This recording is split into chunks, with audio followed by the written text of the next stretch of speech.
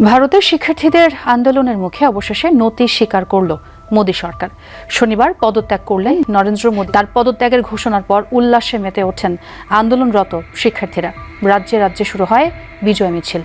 একতার সামনে কোনো ক্ষমতাই চিরস্থায়ী নয় বলে মন্তব্য করেন সিজেপি প্রধান অভিজিৎ দেবকে।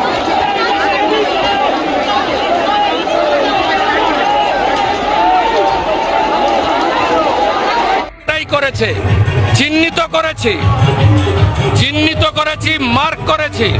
অমিত শাহ এবং নরেন্দ্র মোদী যদি হাসিনার মতো অবস্থা না হয়, ভারত ছেড়ে পালাবে, তখন আমাদের কাছে শুভেন্দু একটা চুনোপুটি গলাটা টিপে ধরে পুরো হিসাবটা নেবে,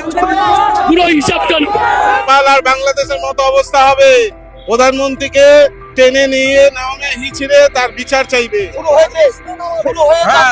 আন্দোলন अमित शाह डकैत, अमित शाह चोर, मोदी चोर, गुंडे हत्यारों ने नौजवानों डरना मत। मैं आर्मी से रिटायर हूँ, 61 साल का हो गया। আগে নরেন্দ্র মোদীকে পদত্যাগ করতে বলুন। নরেন্দ্র মোদী পদত্যাগ চাই।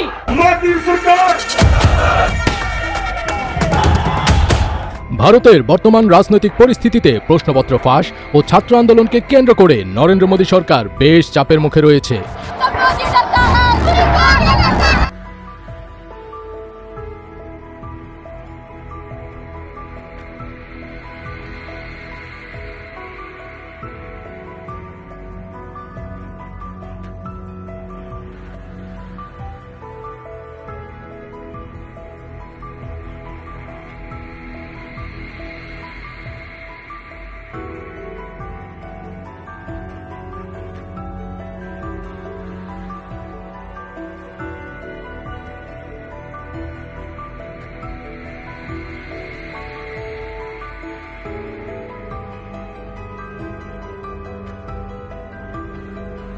ভারতের শিক্ষার্থীদের আন্দোলনের মুখে অবশেষে নতি স্বীকার করল মোদী সরকার।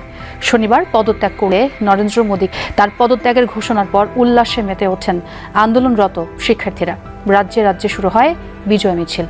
একতার সামনে কোনো ক্ষমতাই চিরস্থায়ী নয় বলে মন্তব্য করেন সিজেপি প্রধান অভিজিৎ দেবকে। এদিকে সরকার দাবি মেনে নেয় আন্দোলন প্রত্যাহার করা হয়েছে।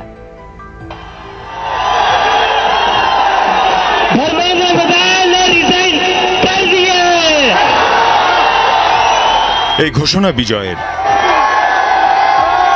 এই উল্লাস গণতান্ত্রিক আন্দোলন আর পুলিশি নির্যাতনের বিরুদ্ধে।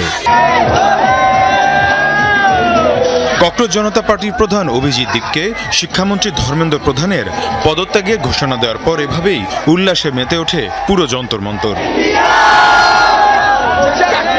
জনতার বাঁধভাঙা উল্লাসের ঢেউ মুহূর্তেই দিল্লি ছাড়িয়ে পৌঁছে যায় বিহার, মহারাষ্ট্র, পশ্চিমবঙ্গ সহ বিভিন্ন রাজ্যে। একের পর এক বিজয় মিছিলে কেঁপে ওঠে রাজপথ। আবারও প্রমাণিত হয় তরুণদের একতার সামনে কোনো ক্ষমতাই চিরস্থায়ী নয়। দেশে যদি হিন্দু মুসলিম রাজনীতি না থাকে, যদি কেবল ইস্যু ভিত্তিক রাজনীতি হয়, তবে বড় বড় ক্ষমতার আসন কেঁপে উঠবে। ধর্মেন্দ্র প্রধান পদত্যাগ করেছেন।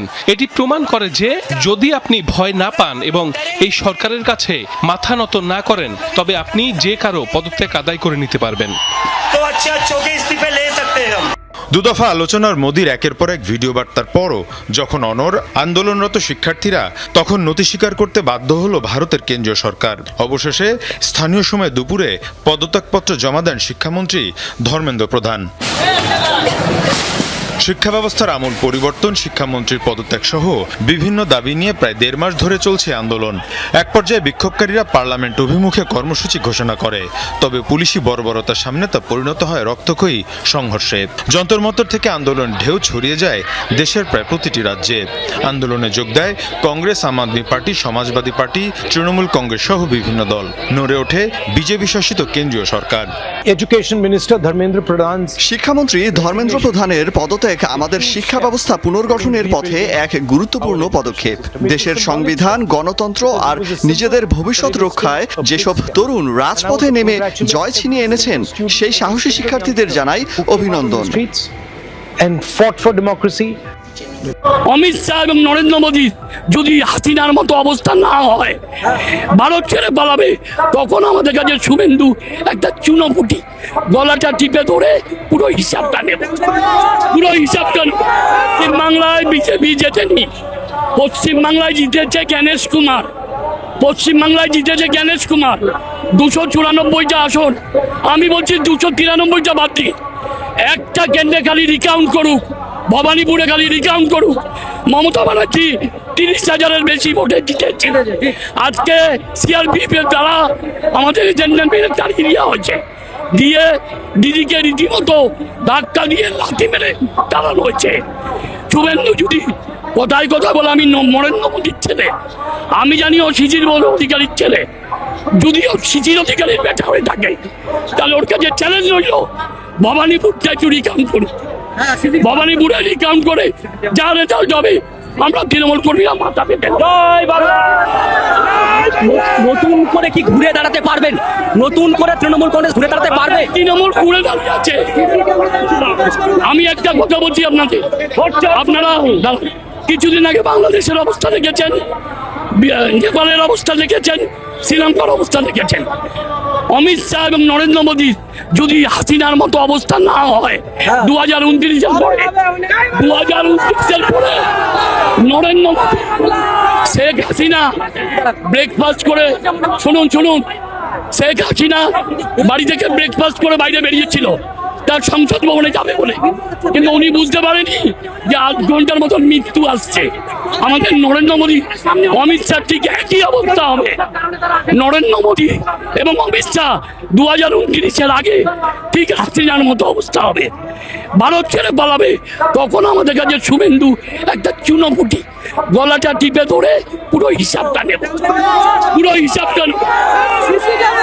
क्षमता नहीं कि फिर से री-इलेक्शन करे, फिर से री-इलेक्शन करेगा तो ममता बनर्जी जीतेगा।